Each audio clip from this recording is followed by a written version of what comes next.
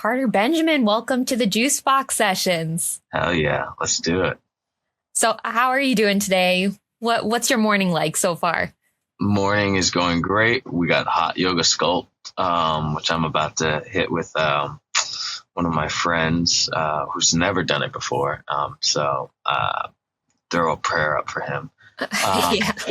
Because I don't know if you've ever done it either, but it's not fun. Like, it's like fun because you're like, wow, I worked out and I'm healthy maybe, but it's not like enjoyable. Like, it's like pretty horrible in there. I feel like it's like that process. And it's funny you say that too, because I was going to ask you later on in the interview, but I feel like it's a good time now. I saw the video that you had scheduled out for a year out from when you recorded it. And it was about like how something like a Grammy, it's symbolic. It's almost like a metaphor, the hot yoga, like that process of like building something, but like that release at the end. I did that. It's so nice. Yeah. It's just in the middle when you're in there, you're just like, dude, why am I here? I look around, I'm like, what are we training for? Are we going to war? Like, what's happening? And the worst part is that it's like, I consider myself, I can lift some decently heavy weights. I throw around some heavy weights every now and then, I'm in there with like 8-pound weights, 5-pound weights. And there are, there's these girls in there who look like they don't have a single like muscle on their arm. And they are just, and one and two, and they're just going, and you're just sitting there like crying. And I'm just, how are they so strong with 5-pound weights, and I'm over here like collapsing with the 5-pound weights? It's a weird, it's a humbling process, but I think it's part of it does resemble life. Yeah. And does that message in that video that you posted now, like watching it a year later, does it still resonate with you, that same message? Or have you even like added more to the message as you've continued on this past year? I've actually that night I recorded a 1 year, a 5 year, and a 10 year, I think. And so that 1 year one for sure, because it was really just like me. I think I was like December, obviously 2024, and I just wanted to like really. I was feeling for myself that night, like, hey, right, like anything that I want, like. You become it before you have it. And so I was like, anything you want, which I wasn't really about the Grammy, but it's like using like something for some people, like a physical, something physical that they can kind of see, or wherever they want to be. It's like becoming that feeling that you're expecting to have that night. Just give yourself that now. And I think that's just like a message for like your nervous system, to be honest. Like, instead of like looking, for me, it was a lot of like, safety and fulfillment. And like, that's what like, an award or success in music or whatever really was. So I just started waking up, and whether through journaling, meditation, how I just live my life, like making sure my body and nervous system feels safe and fulfilled, like exactly what I would envision in my head that moment to be.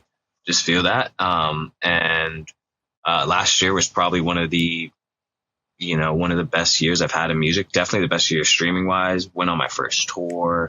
I had never gone on tour before. We woke up one morning with like a viral TikTok, and like that, all these major labels hitting us up, and we didn't sign because we were able to like get funding through other options. Like, it was like a pretty nuts year. And to see that video, because I forgot that I had made that video. To see that video go up, I was just kind of like, oh, that's cool. This was like 5 weeks before, like so much else changed in my life, and a whole year of just, complete change. And it was cool to just know that like, yeah, like the advice that I gave myself worked, which is to live in that feeling of safety and fulfillment. I have no idea what I said in the 5-year one. I have no idea what I said in the 10-year one. So we're all going to be surprised. Can't wait.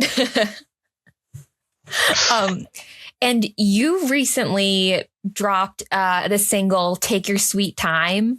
Where did the inspiration for that song come from? I think it's a 2-part question, because it's like the visual is like a lot more like very intricate in comparison to the song. The song is just like love, like romance, sex, sensuality.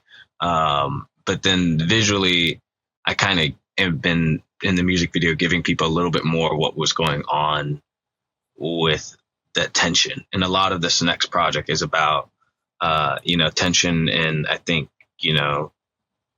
romance, sensuality, it like gives you the best example of like figuring out what's authentic and what feelings are real and what feelings are passing.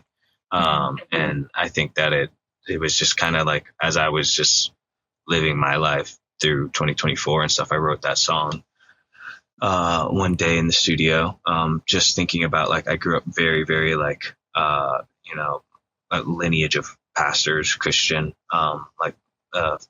Protestant fundamentalist Christians. And, my family is very, we were very strict. There's a very strict house. And as far as like purity and, no alcohol and no smoking and no cussing and no, so it was like, so everything I do nowadays is kind of bad. Yeah. Defying everything. Yeah. No tattoos, like literally everything. Then I was kind of like, all right, well, I see all of these things, but like certain things I didn't think were bad. And I was like, how do you figure out in life these things and this tension of what I want to keep and what I don't want to keep? Was like, it's not true for me. And so that tension is kind of what I want to give, is what really the whole project is, but it's dressed in like sensuality and it's dressed in like this funness and stuff. But like the next music video we film, we're actually filming next week for the new single coming out on the 20th, is going to show that same like sort of just like tension, but the lyrics in the song is like 80s hot, sexy Black people. Love it. Yeah. That's one thing that I love about your music, is that it really defies genres. Like it kind of ties in everything. How did the music that you listened to growing up, whether it was like in the church or whether it was just like what was playing around you, how did that shape the sound that you have today, and how is it continuing to shape it? Yeah, I mean, I definitely, again, because everything was so strict, like as far as even like what we could, listen to, I didn't really listen to music on my own. Obviously, I'd hear stuff from friends in school. I don't really listen to things outside till I was like probably, I want to say 5th grade. But my dad was always like, my dad's a music head. So like he was finding like, instead of me going and listening to like a hip hop album by, Lil Romeo, he was finding the Christian version of the Lil Romeo, and we were bumping it in the car. So it was like, it wasn't like, yo, it has to be like, oh no, like, sure, like, yeah. But it was like, no, we just are only gonna do the Christian version of these things. So we'd be listening to like hardcore metal in the car, but it'd be the Christian version, or we'd listen to punk, it'd be the Christian version, or we'd listen to, obviously gospel is the Christian version, gospel music and hip hop. So genre wise, I was like very exposed to like every genre. My dad is a band teacher, and can play like every woodwind and brass instrument and plays keys, and had a choir that would like travel. We lived in the Caribbean, the Cayman Islands, and we would like, I remember traveling with my dad as a kid to the choir was like performing in at Disney World in Orlando and stuff. And so like my dad was just like very much musically gifted and inclined. He was like very much like the choir was rapping on stage, like, and then like, and he'd have someone come out, he would write raps and stuff and like be playing piano. My first concert ever was Kirk Franklin. So there's like genres were always kind of like everywhere. He had a rock album, Christian rock album, where he had a Jerry curl that he wrote in like the 90s. And he like showed me all his records and stuff too, where he's like playing guitar and doing all the stuff. So, but it was like very Christian. And then I wasn't until later that I was like discovering way more outside. But when I did, it was still like within those same genres, just rock, hip hop, like everything. Do you remember what that first like album or song outside of like the Christian music, they were like, this is good. Like you got hooked on it. Yeah, it was really like I mean, I'm sure again I've probably heard so much, like there was so much that came out before I was probably in the 6th grade, but I just remember getting to the 6th grade and it was like having a little more autonomy, and I don't know what came first, but I do probably like Numb Encore. I remember Linkin Park and Jay-Z, like that was like, you know, it was like, whoa, what am I listening to? Jay-Z comes on, Chester's like singing, and it's like rock meets, like, I was like, this is crazy. Anxiety, the song by Black Eyed Peas that's in the You Got Served music, or You Got Served movie. They're dancing in the rain, but it's like, you know, it's all hip hop. It's like black. It's like, but that's out of nowhere. It's this, you know, Papa Roach featuring Anxiety, or Papa Roach, or Black Eyed Peas featuring Papa Roach, and it's this rock song and stuff. And I remember hearing that and being like, yo, what is this? But they have like the field in my enemies, like it's like the rapping and so they were like genre bending then too. And then I think, I mean, I'm aging myself maybe, but like I was probably in the 6th grade. I think it was either the first year or at least the 2nd year of YouTube. So like I think 2005, 2006, around there when YouTube started. And so like that opened the floodgates. Oh yeah. Yeah. Well, you've built quite an audience too online, having like gone from YouTube now like on TikTok and everything. And what has it been like to build that audience, and then you connected with them on tour? What was it like to then connect with them? Oh, connecting with people in person was the coolest thing in the world. That was amazing. I think that was pretty surreal because it was like, again, I couldn't ask for anything better. My first tour that I got to go on nationwide, or US and Canada tour, and just like hitting certain cities. And I mean, just people genuinely coming up, and you know, we had it in multiple cities where people were like, I think I remember the first one that really happened. There was a couple people before and were like, yeah, I came just for you. But then when we got to like, I want to say the Wisconsin, the Madison show, there was like a group of like 6 people. And these girls, they were just like, oh, we drove for 7 hours from wherever they were coming from just to see you. And I was like, I'm the opener. They were like, yeah, we don't know who the other bands are, but we're going to probably stick around. But we just wanted to come say hi. And I was like, what the hell? Like, I almost cried. So that was pretty crazy. But that happened in a couple different cities where, you know, people would come up to the merch table and they were just like, hey, we came because we heard your song on TikTok. We heard you on TikTok. We just really had to come see you. Someone flew down to San Diego from Sacramento. Wow. This couple did. And they were like, we came to see you because we saw you on TikTok. So stuff like that is like, I mean, you can't write that. You can't make that up. That was pretty special. It was really special. Well, you shared on Instagram too that you had left music school without your degree and you moved back in with your grandmother, and there was a venue like down the street that you were able to play at. I guess first from that, what kept you going when that first happened? And then what was it like 9 years later to be like talking to these fans that are flying across the country or states and to come see you? Yeah. I mean, well, one, I'll say I did graduate with a degree. I did get out with a degree. It wasn't music, unfortunately. Yeah. I went 3 years studying music, and I was doing so bad that I was like looking like I wasn't going to graduate for 5 or maybe 6 years. And then I went to I'm good at negotiating. So I talked to the deans and stuff, and I was just like, yo, let's just pretend this and this count. And let me get out in 4. And for some reason they listened to me.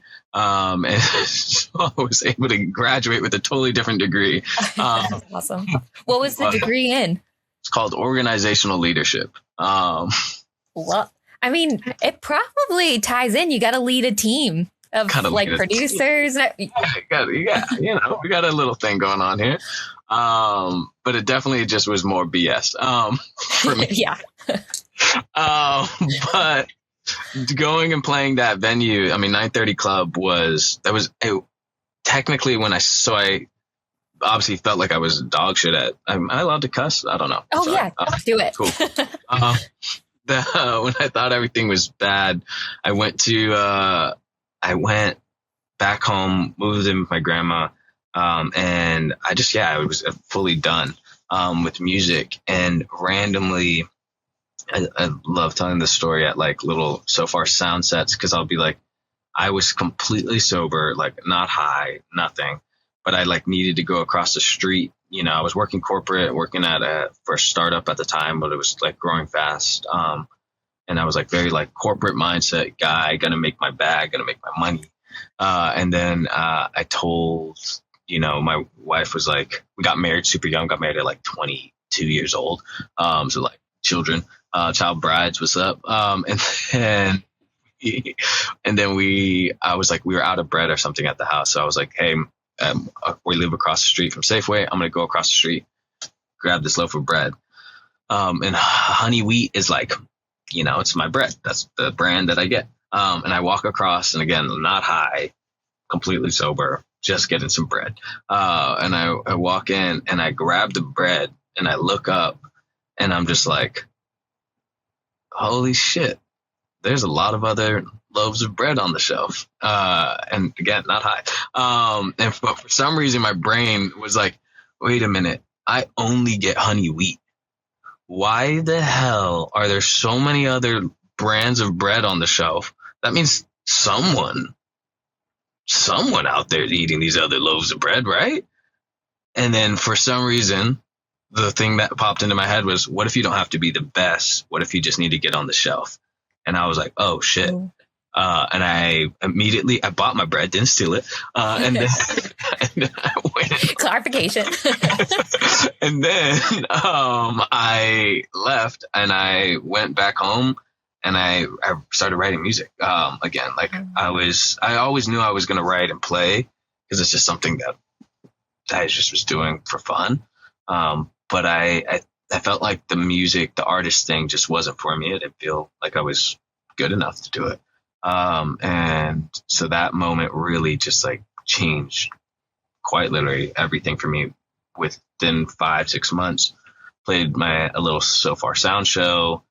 A month after that, I actually got to play 930 Club for the first time, for some guys like local show thing. But that was like, we thought then, like, we were like, we've made it. So me and everybody were like, we've made it. And we had no single, I had no music out. I just had a cover of River by Leon Bridges on SoundCloud. That was all I had. And it was like getting me opportunities in the city. And I was like, I don't know what to do.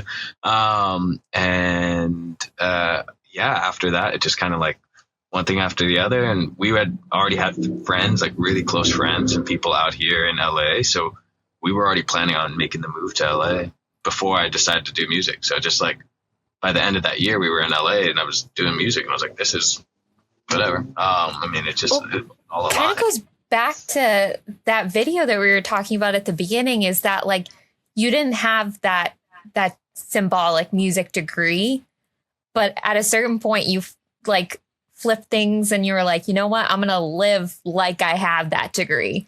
Yeah. And you just created it for yourself. You created those opportunities. Yeah, I think the music degree would have just felt like I was, worthy. And I think when I was able to walk out of that grocery store with a piece of bread, my brain was able to like realize like, oh, you're good enough. You're worthy now, like to share the things you like it's okay. Like just share what you like and put it out there in the world. And there was nothing else. I wasn't trying to have a career or any of that. So playing 930 Club, being back there for an act, like a show, the other one was like kind of like a local thing, but like being back there on tour, I have a kid now. My daughter was there, I got my parents, my parents didn't even show up at the first one, the local show one. So they were there. It was sold out, you know, it was just like a crazy, like just being there with everybody, just a crazy feeling. And me to be like, yeah, I mean, down the street, literally down the street, my LLC is named 1317 Records and Management, that I put everything music wise under, but 1317 Randolph Street is where my grandma was, where I basically grew up, where I went after college, all of that. And she didn't get to keep the home, decided not to buy, even though she had lived there for 40 something years renting. She never opted in to like try to buy it. And so it got flipped into, you know, some nice, cool condo thing that like was really fancy and split up into 3 different sections. But by posting that post, oddly enough, full circle, I posted that post. One of my friends who I grew up with out there, but lives out here now, texted me and said, holy shit. Like she was like, her twin sister and her twin sister's husband bought one of those units. No and I was way. like, holy shit. And she was like, and I was like, can I see it? Cause I haven't seen it since it turned. And she was like, is that not going to be super sad? And I was like, I don't care. I was like, I just kind of want to see it. So I went in and my parents were all excited. Everyone was so excited because we haven't seen it. And so I like took photos and videos, went to the backyard. I had my first Christmas here. I was here and I was just like able to walk around and, it was cool. It was really nice. How cool is that though? That like you still have that connection back to there, like that you didn't even know you had. Oh my gosh. Yeah. It was crazy. I was like, wait a minute.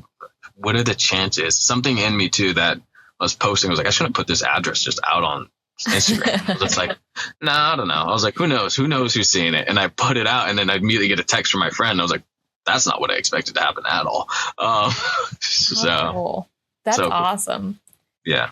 And you were talking about like being recognized. And one of the really cool things that you're a part of is the Salt Lick Incubator. And you were selected and recognized by like John Batiste and Julia Michaels are on that selection committee. What was it like to become a part of that and be recognized by artists of that caliber? Oh, they are. I mean, the Salt Lick crew is like they're goats. They're the best. It's like it's probably the greatest. I totally understand why so many artists like definitely want to be a part of it and get selected, and should want to be a part of it and be selected, because it feels like in many ways like having like a label, you know, but like there's really no strings attached. Like they're just like throwing opportunities for you to be able to make money as an artist. And they've like, I just signed to a booking agency for the first time, like at the end of last year, but like Salt Lick, to be honest, like does all the initial outreach. And then I just tell the booking agency like, hey, you guys can take it from here. And that's what they want to happen. They're like, we're a nonprofit. Like we'll do all the outreach. We'll do all the things. You got interns running and doing all of it. And then they're like, and pass off like they're just they're a machine. They're so nice. They gave me, you know, money to be able to do my project and market it. I applied 3 times. So like if anyone listening to this is like, well, I want to do it, but I got denied. Like I applied in 2023, got denied. I applied for them to be the ones to fund me for the tour, and got denied. But like something on that last one, when I was like talking with them, I just felt like they wanted to say yes, but it was just like, for some reason I got told no, but I was just like, I don't know yet. And I was just like, it felt too good to be true. Like they were calling me up, asking me to go to like songwriter camps and stuff. But they're like, but you didn't get selected. And I was like, something's off here. I was just like, I felt like we were really close. Why didn't we get that? And then literally, I want to say a week before it closed, the last round closed. Again, probably just a gut feeling. Something in me was like, just apply one more time. And I was like, whatever, it's the worst that could happen. Applied one more time, and then we finally got it. And now that Roger, you know, one of the founders of it, when he was talking to me, when I got it, he looked at me and he was just like, you no longer need to impress anybody. You no longer need to like try to like sit. He's like, you are here. You are in with us. You're now like part of this. Like what we have is yours. Just literally whatever questions you have, whatever you need, you tell us and we will go figure it out for you. And I was like, that was like the nicest thing to hear. What an amazing resource too. And especially as an independent artist, what is it like to be able to have that support, but also I would imagine you have the same, like the freedom to create your art the way that you'd like to, while having the backing that you need and the funding that you need to create it. It's pretty crazy. Sometimes a bit like not overwhelming in a bad way, overwhelming just in like what a crazy feeling this is. And like all my friends who are producers and songwriters, and like the fact that I can put a little bit into your pocket. Like maybe we cut a deal and we weren't able to do your full rate that you would charge somebody else. But like a fact that I like can actually take care of people in some way just makes me like give people somewhat, pay them for their time, pay them for what they've done on the projects like that. That's, I think for me, because I've been really lucky and blessed these last couple of years to do a lot and keep moving, whether that's through someone else gifting me something, another grant, or people just cutting like little deals with me, producer deals. Sync has come through randomly a bunch, which has been nuts. That's how Black Boys on the Radio Part 2 got done, was through a sync check coming. And then I randomly was able to get through all the rest of these. Another sync just came through. Sync also came through to get me on tour. I got paid Tuesday. I got a check deposit in my account on Tuesday. That like by that Friday I was on tour. So literally we were like, how are we gonna go? How are we gonna pay for everything? How are we gonna do it? And then I like Tuesday I woke up to a good chunk of change and was like, all right guys, we're ready. That's awesome. So as having gone through everything that you have and having like support through Salt Lick or those sync checks are awesome, like Crazy. godsends. Yeah. What is your advice to other independent artists that are maybe at the start of their career or still trying to find their footing? Get some clarity, like there's a lot of noise, and I think there's just so much noise and there's so much out there. And I think getting clarity, everyone works differently, like everyone's experience in this music thing and then creating is just different. So get to know yourself really well. And figure out how you work best. And that might mean like a lot of trial and error. That might mean a lot of just experimenting with different things. That might mean, more silence and like getting away from the world. Like just figure out like the artists that especially that I've been privileged to be friends with, like the thing that's been that I admire the most is each one of them kind of has their own unique way of doing things. Like the Nick from the Rex, who we opened for. I remember he came over my house back in 2023 for dinner after we opened for them for the first time. And it was him and this girl, incredible R&B artist named Amaria. And they were friends. And that was how I ended up getting the opening spot. Is Amaria showed up at my show that I had done a couple months before. I didn't even know she was there. And she told Nick about me, and then it just the door, an opportunity opened. But sitting there, all of us talking through about our writing process could not be more different. Like Nick was like, I think of lines, and when it makes you laugh, that's how I know it's it. And he just keeps going till it he'll get something and know it's right, and then go through a whole process of trying to beat it until it's wrong, and then go back to it. Like I'm like, that sounds horrific for me.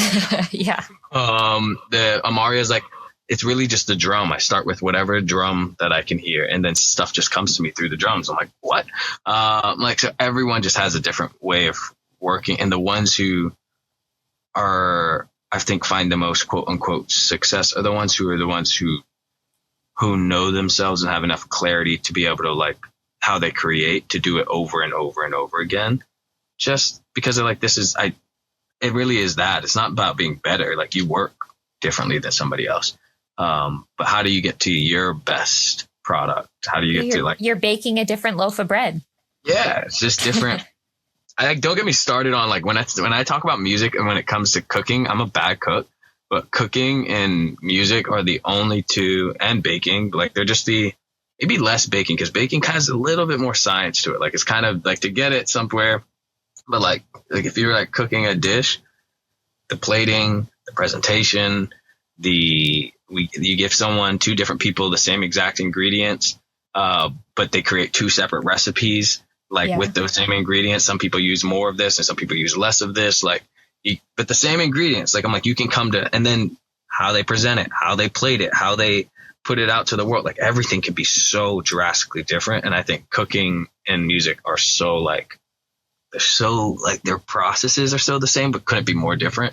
But I don't know if your grandmother was like this at all, but my grandmother, I grew up in an Italian household. And so we'd be like, well, Grandma, like, how do we recreate this recipe? And she's like, just a little of this or a little of this. And we're like, but how much? And she's like, you just know. And I imagine that's probably like when you're in the studio, you're like, you just know when that's enough bass or that's enough guitar.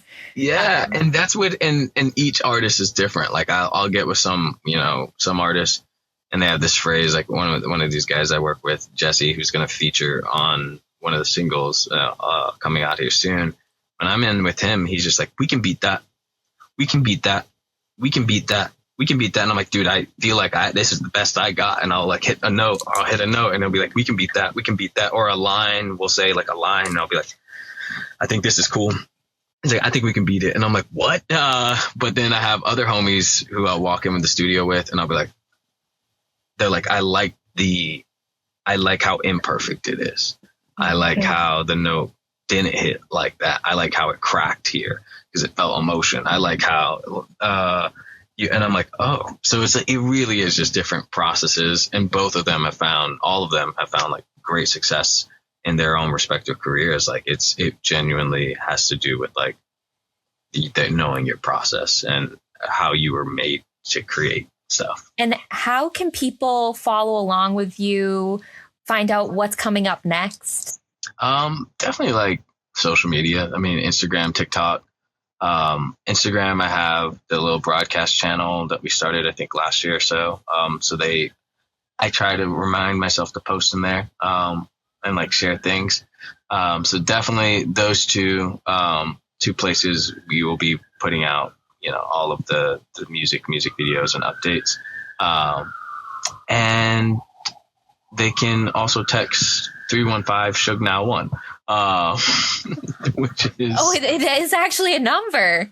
Real number. That's awesome. I didn't realize that. So I know, I was like, most people probably don't, but I'm like, but if you text 315 Shug Now 1, like, I've been sending like updates and stuff, and as the project gets further, I'll probably make that very clear to people that like, this is a real number, and we'll do things and share. That's awesome. That's really cool. I didn't realize that. Yeah. Probably like some cool merch stuff. I don't know what we'll do yet. But like merch shows, like little things that we might want to do, giving people invites to, first access to things. But like, we searched very long and hard to try to find some sort of number that was going to like correlate with the letters, like sugar for the music video. Yeah. And that was the best one we could find, is 315 Shug Now 1. So we're like, all right, this is cool. This sounds great, but it looks great on merch. So when we start putting out merch with 315 Shug Now 1, it's that's going to be awesome. It's going to be fun. That's awesome. Well, thank you so much, Carter. It was great to chat with you, and I'll let you get to your hot yoga. Good luck. Yes. Thank you. I know I need it. And everybody go listen to Take Your Sweet Time. Let me know if there's anything else you want to plug. Well, I was going to say February 20th is Black and Mild. So we got our next single, Black and Mild, that'll come out on February 20th. Awesome. Be fun. We'll have to keep an ear out for it. Thank you so much. Thank you.